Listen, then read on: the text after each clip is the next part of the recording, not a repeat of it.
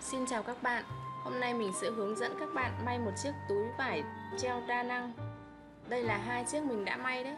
Một chiếc mình may để đựng đồ may vá của mình, còn một chiếc mình cho con gái đựng đồ của con. Bây giờ chúng mình cùng bắt tay vào làm nhé. Mình sử dụng ở đây là vải nylon. Kích thước mình có ghi ở trên video. Các bạn theo dõi nhé.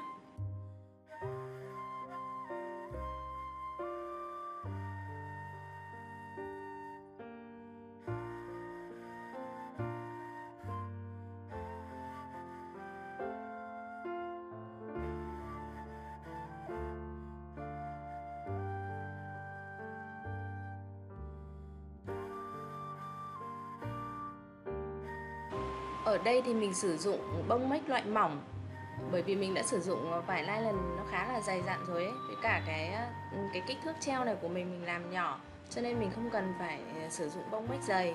Còn nếu bạn nào muốn nó cứng cáp hơn và đựng được nhiều đồ nặng hơn ấy, thì các bạn có thể sử dụng những bông mách loại dày hơn nhé.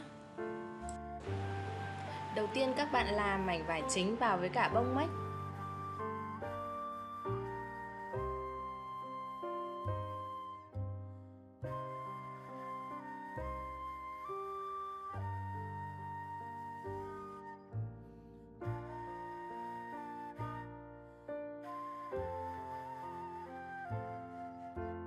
Sau khi là vải chính vào với bông mách thì các bạn úp hai mặt phải vải của mảnh vải chính vào với nhau nhé. Sau đó may theo hướng dẫn của mình.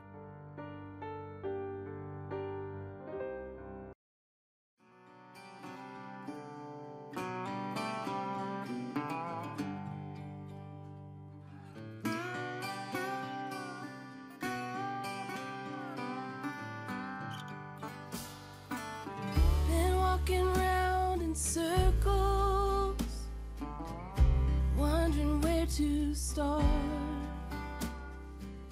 this long overdue conversation.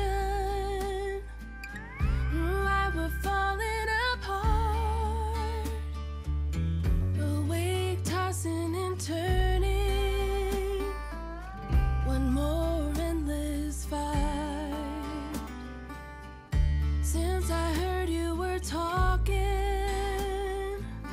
to someone else last night,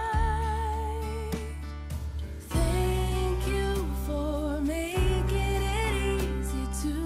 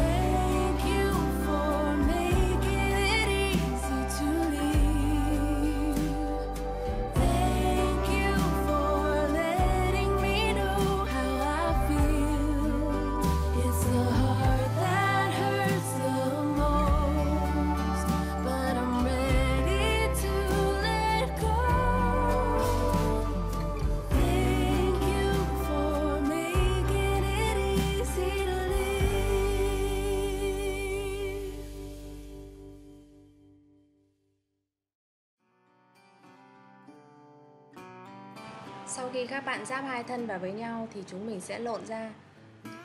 Tiếp theo đó thì chúng mình sẽ may mí khoảng 0,5 cm vào cả 4 mặt cho mình nhé.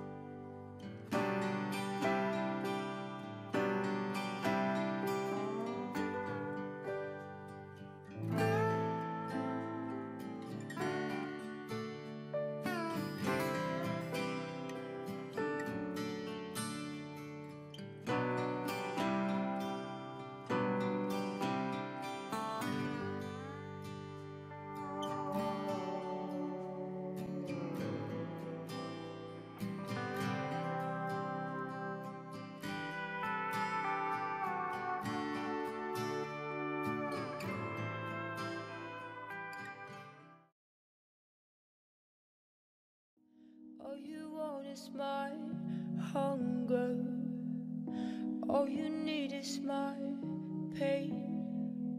Nothing in between ever met you lost.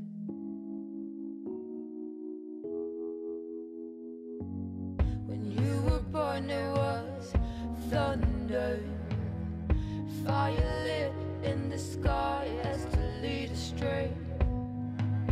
Now heavy rain pours out of you and me. Come back, rain.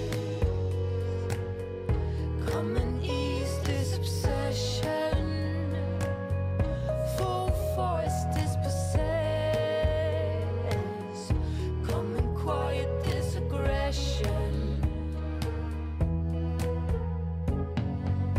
If we met in a year or two, would you set your eyes on me? Sau khi may xong 3 mảnh túi rời thì chúng mình sẽ ghim cố định để tạo dáng túi vào trong mảnh thân chính nhé. Tiếp theo đó các bạn gập mỗi bên vào khoảng 1 cm để tạo thành đáy túi nhé.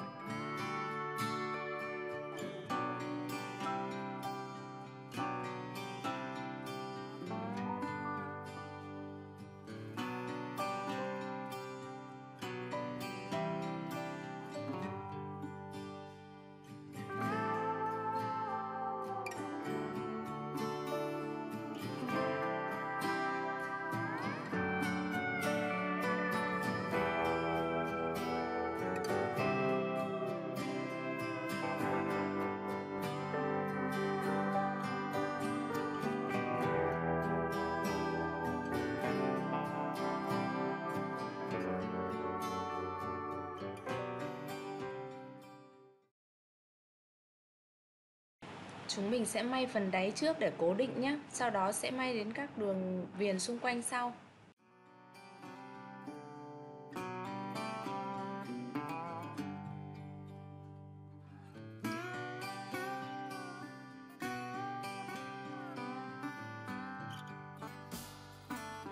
Been walking round in circles, wondering where to start